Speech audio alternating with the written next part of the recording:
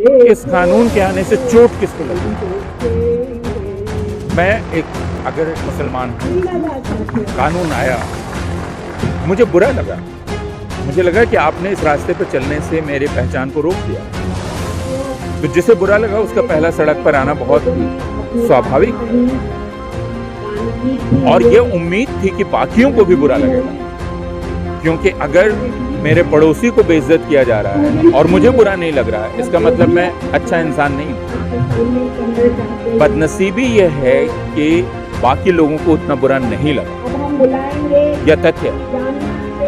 और इसलिए यह चुनौती भी है कि आप जो गैर मुस्लिम समुदाय है उसको आप कैसे समझाएं कि यह मसला दरअसल सैद्धांतिक है। जामिया वर्ल्ड, इंसाफ की आवाज़। जमहूरियत को जिंदा रखने की कीमत, और जमहूरियत के लिए कीमत देनी पड़ती है, वह इत्मीनान से नहीं मिलती है, क्योंकि हमेशा ही उस पर एक ख़तरा बना रहता है। लेकिन जो सवाल शाहीन बाग आंदोलन ने उठाया था, वो सवाल अभी तक जिंदा है, उसका जवाब नहीं खोजा गया है। उसका जवाब संसद को देना है, उसका जवाब राजनीतिक दलों को देना है। और वह यह है कि क्या भारत में नागरिकता की परिभाषा समानता के आधार पर की जाएगी, धर्मनिरपेक्षता के आधार पर की जाएगी, या नागरिकता की परिभाषा में भेदभाव को शामिल किया जाएगा। इस कानून का विरोध ठीक इसी वजह से हो रहा था। यह ठीक है, जैसा सरकार ने कहा कि इस कानून से भारत के मुसलमानों की नागरिकता नहीं छिन रही थी। इतने बेवकूफ़ मुसलमान भी नहीं हैं कि वो ये माने कि इससे उनकी नागरिकता छिन रही थी। लेकिन यह कानून एक उसूली गड़बड़ी पैदा कर रहा था, एक सैद्धांतिक गड़बड़ी। और एक बार आपने वह सैद्धांतिक गड़बड़ी नागरिकता की परिभाषा में कबूल कर ली, तो वह धीरे धीरे कैंसर की तरह पूरे संविधान में फैल जाएगी। और वह उसूली गड़बड़ी ये थी कि भारतीय नागरिकता के जितने भी तरीके हैं, और आप कई तरीक़ों से भारतीय नागरिकता हासिल कर सकते हैं, उनमें किसी भी तरीके में किसी भी धर्म को मना नहीं किया गया है कि आप नागरिकता इस रास्ते नहीं ले सकते हैं। लेकिन CAA में मुसलमान पहचान को उस रास्ते पर चढ़ने से मना कर दिया गया। तो यह एक चालाकी से एक सैद्धांतिक परिवर्तन किया जा रहा था, और शाहीन बाग की औरतों ने इस चालाकी को समझा और उन्होंने विरोध किया। लेकिन अब तक वह कानून बरकरार है।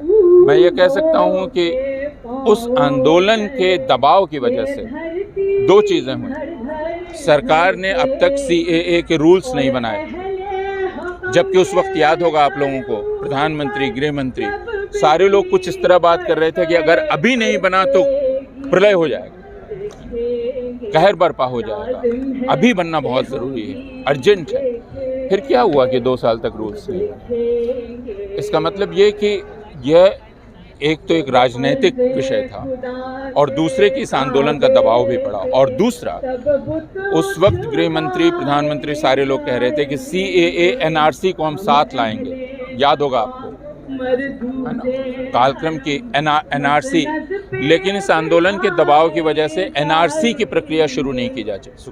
तो इस आंदोलन की एक कामयाबी है कि NRC की प्रक्रिया शुरू नहीं की जा सकी है, और अब ये जिम्मा हम सब लोगों का है और राजनीतिक दलों का है कि इसको वो आगे लेके जाएं। महामारी की वजह से ये रुक गया बीच में, लेकिन इसको फिर शुरू करना पड़ेगा। सर, आप क्या समझते हैं कि जिस तरह से कृषि बिल कानून वापस सरकार ने किया, क्या इस तरह से फिर से कोशिश कर सकता है कि NRC लागू करने का? क्या सरकार वापस फिर से हट सकती है NRC लगाने से? देखिए, आखिर जनतंत्र क्या है? 2014 में जब यह सरकार आई थी पहली बार, तो उसके बाद इसने भूमि अधिग्रहण अधिनियम लागू करने की कोशिश की थी। उस वक्त भी आंदोलन हुआ और उसको वापस लेना पड़ा। खेती किसानी से संबंधित कानून वापस लेने पड़े। जनतंत्र का मतलब यह है कि आप जिस कानून को गलत समझते हैं, आप उसका विरोध करें और उसका विरोध जारी रखें, और ऐसी स्थितियां उत्पन्न करने की कोशिश करें राजनीतिक, जिससे वह वापस हो सके। तो यह संसदीय दलों को भी सोचने की ज़रूरत होगी कि वे अपनी जनता तक इस बात को लेकर जाएं। ये सिर्फ शाहीन बाग की औरतों का जिम्मा नहीं है या तथाकथित सिविल सोसाइटी का जिम्मा नहीं है, राजनीतिक समुदाय का भी जिम्मा है। यह तो हमको पता है कि इस देश में जो राजनीतिक दल सत्ता में है वह राजनीतिक दल विश्वास करता है राष्ट्रीय स्वयंसेवक संघ की विचारधारा में, जिसका मतलब है कि भारत में मुसलमान और ईसाइयों को खासकर दोयम दर्जे पर रखा जाए। यह हमें पता है विचारधारात्मक रूप से। लेकिन दूसरी चीज़ है राजकीय संस्था यानी पुलिस। पुलिस का अभी भी एक कमिटमेंट संविधान से है। तो दिल्ली में जो कुछ भी हुआ उसका एक बहुत बड़ा जिम्मा पुलिस का है और वो उससे भाग नहीं सकती कि उसने एक फर्जी मामला बनाया, जिस फर्जी मामले में उसने जामिया के छात्रों को और बाकी लोगों को फंसाया और उनको जेल में डाला। और जिन लोगों ने हिंसा का भड़कावा दिया और उसका रिकॉर्ड है, उन सारे लोगों को छुआ भी नहीं गया या उनके साथ बहुत मुलायमियत से पेश आया गया, जैसे आपने जामिया के उस शूटर की बात की। और अब वो उस आरएसएस नेटवर्क का एक बड़ा नेता बनने जा रहा है। या हमें जैसा पता चला है वो हरियाणा गया था, वहाँ जाकर उसने भाषण दिया कि मुसलमानों को मारना चाहिए, जैसे जुनैद के कातिल ने भाषण दिया।